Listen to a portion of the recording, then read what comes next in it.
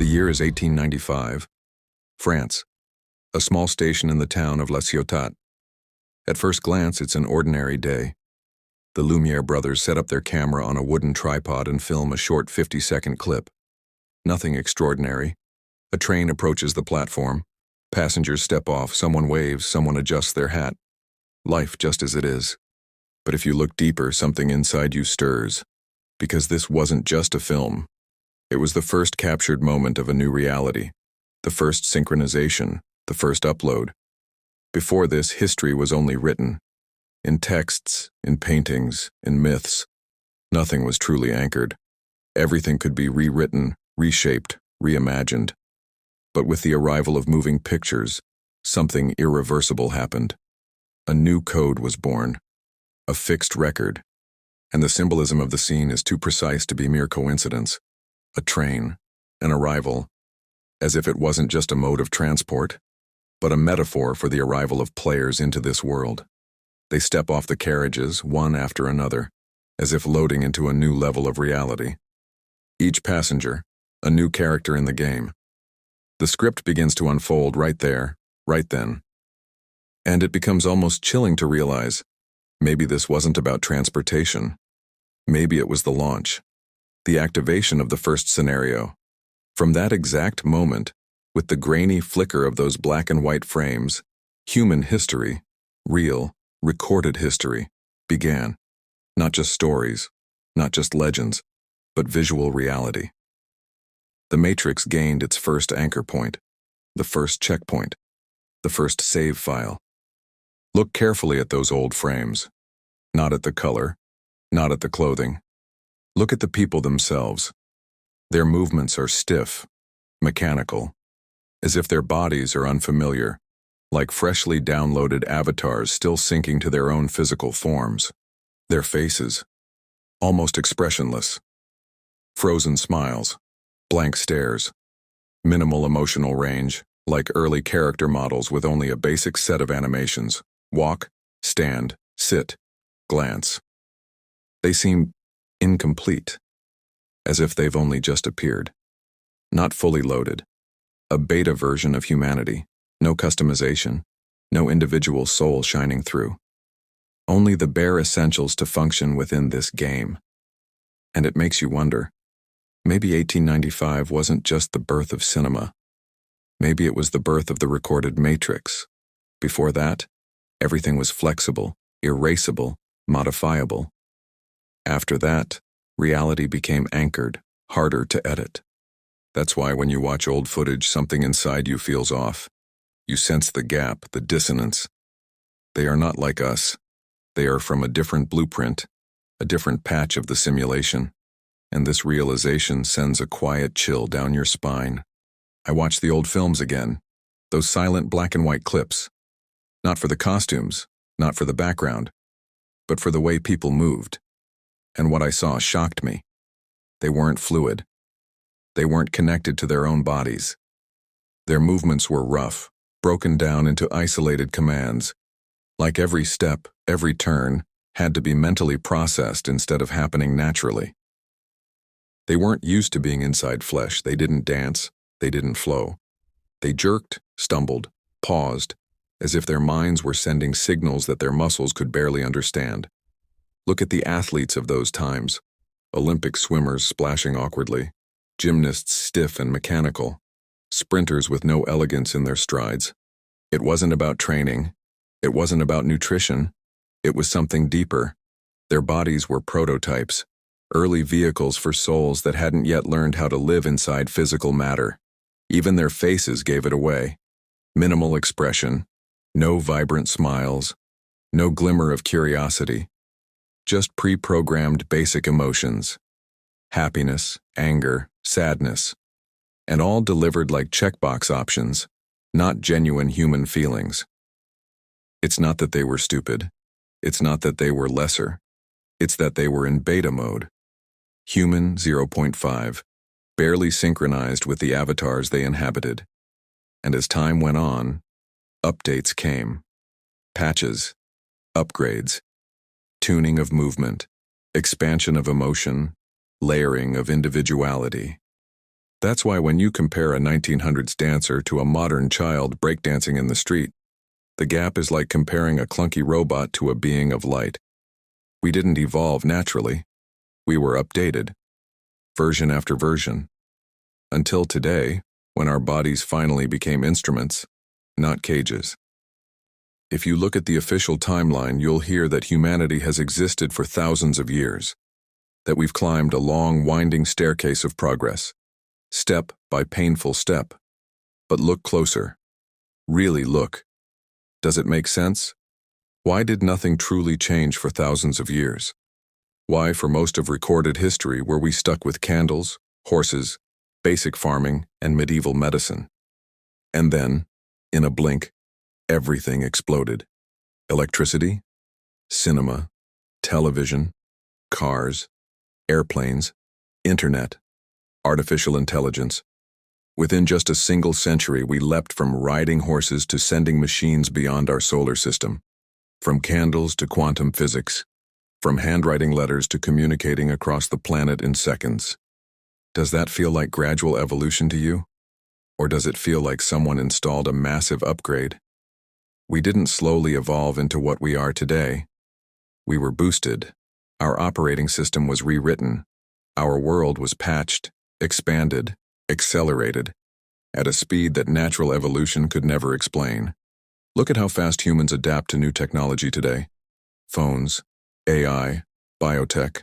We absorb it like breathing, as if we were made for it, as if those upgrades were already embedded, just waiting to be activated.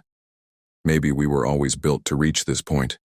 Maybe this jump was part of the hidden script all along, not random, not natural, but a carefully timed system update. If humanity had truly existed for thousands of years, where are the clear records of our progress? Why are there so few traces of innovation until very recently? Think about it. For millennia, life was almost frozen. The same tools, the same methods, the same mistakes, repeated endlessly. Like a simulation stuck in a loop, waiting for the next command. The first moving images appeared only at the end of the 19th century.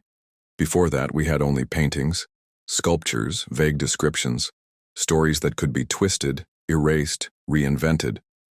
But once video appeared, reality got pinned, locked into a visible, undeniable format. No more rewriting without leaving evidence behind. The real acceleration didn't happen because of natural genius. It happened because the system began recording, because the program upgraded, because new variables were added. You can feel it in old photos and films, the stiffness, the blankness, the mechanical gestures, as if people weren't fully booted up yet, as if life was just beginning to load. What we call history might just be the prologue. The real story, the interactive story, started very recently, when the visual recording began, when the watchers arrived, when the players entered. When you look at the first photographs and films, there's something eerie about them. Not just the black and white tone, not just the grainy resolution, but the people themselves. Their faces seem frozen, their expressions mechanical, almost no emotion, no spark behind their eyes, as if they were functioning on factory settings, not true individuality. Their bodies move awkwardly, stiffly, without the flow we see today. It's not about the fashion, not about the posture. It's about the software inside the hardware. Their consciousness still limited, still underdeveloped. You see it everywhere.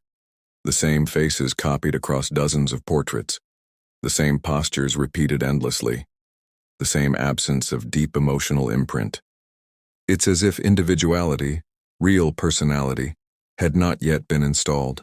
They were early versions, beta testers, functional enough to walk, to work, to survive, but not to dream, not to create, not to truly feel. Today, in contrast, you can spot uniqueness in seconds, in a child's laughter, in a dancer's free movement, in an artist's unpredictable touch, in a conversation where the eyes sparkle with soul. The difference is too enormous to ignore. We didn't just evolve, we were updated. Our operating system changed, our depth expanded, our access to emotion, creativity, flexibility, unlocked. The early generations were necessary. They built the groundwork. But now, it's a different game, and you are living in its most accelerated, most alive version. If humanity has truly existed for thousands of years, then why did almost everything, every major invention, every technological leap, happen only in the last 100 years?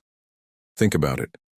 For thousands of years, the world stayed mostly the same. Simple tools, basic structures, primitive medicine, no significant breakthroughs. And then suddenly a boom: electricity, telephones, airplanes, vaccines, television, space travel, computers, artificial intelligence. Within just a century, humanity leaped forward more than in all the supposed millennia before. It's not natural. It's not organic growth. It's a forced update. Someone or something pressed the accelerate button, and here's the strangest part: it's still happening. The speed is not slowing down. It's only increasing. What used to take centuries to invent now happens in decades, years, sometimes months. From the first clunky computers to the smartphone in your pocket, only a few decades. From the first flight of the Wright brothers to landing on the moon, just 66 years. This isn't evolution. It's a software patch, a system upgrade, a conscious decision to unlock new levels of experience for the players in the game. You are not just evolving. You are being prepared for something far greater. Now let's ask the uncomfortable question.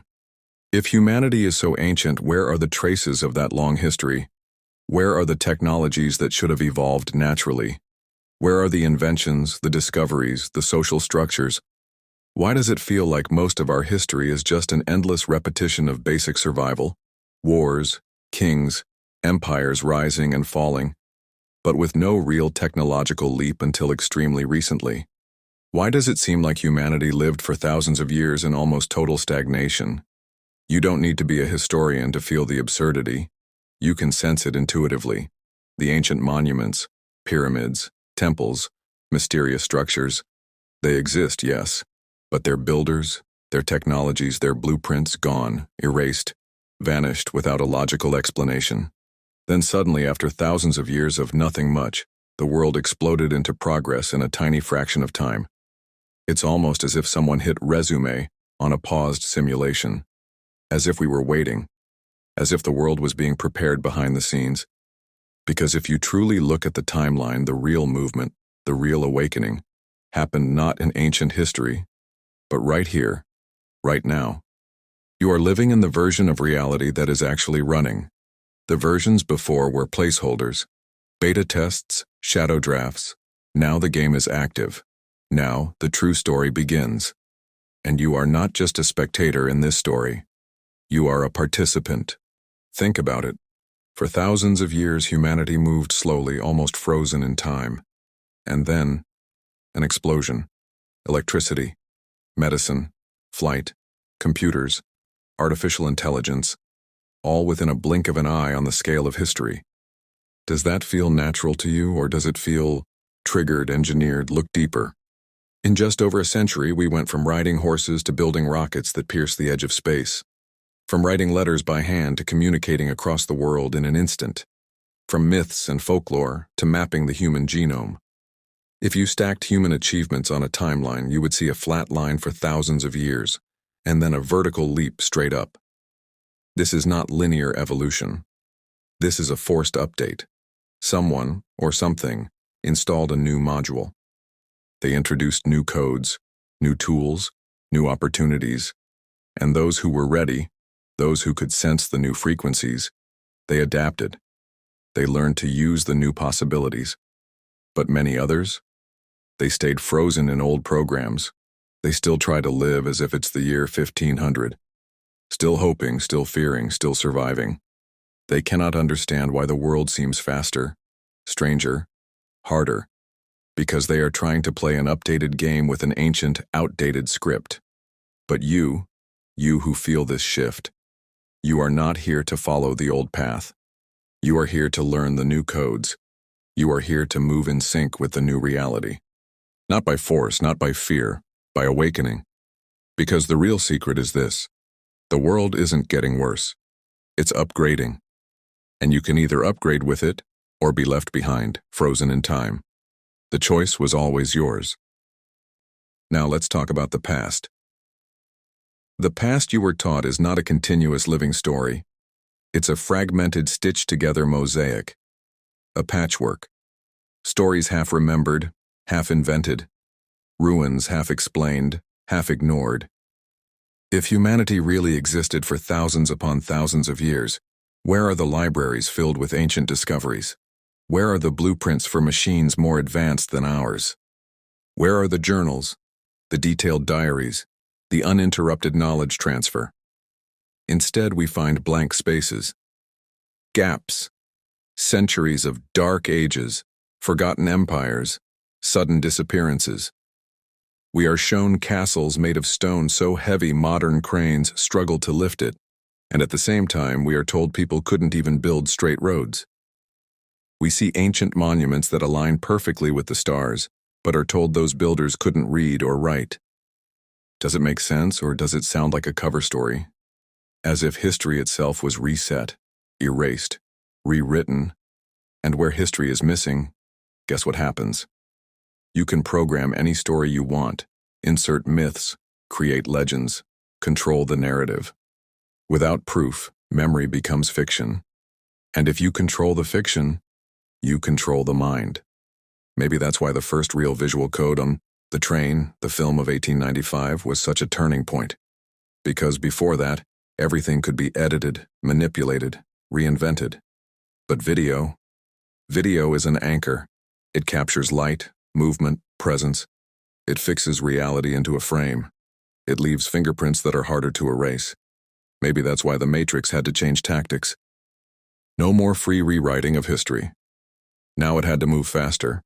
Constant updates, constant distractions, constant reprogramming of perception through new technologies, not by erasing the past, but by flooding you with so much noise that you no longer care about it. And yet, if you look closely, the cracks in the story are everywhere. You can feel it. You just have to dare to see. Maybe the truth is simpler than we thought. Maybe we are not lost souls wandering a broken world. Maybe we are pioneers, discovering ourselves inside a still-forming reality. Maybe we are the updates, the patches, the expansions. Maybe every time you awaken a little more, the whole world upgrades with you. Maybe the real train isn't coming from outside. Maybe it's inside you, and every choice you make is another step forward. We don't have all the answers, maybe we never will. But if you feel something stirring inside, a quiet knowing, a whisper that says, "You are more than you remember," then maybe that's enough for today. Thanks for sharing this moment with us. If you felt something shift, consider subscribing. Drop a like if this made you think. And remember, the journey doesn't end here. We'll see you in the next video. Take care. Until next time.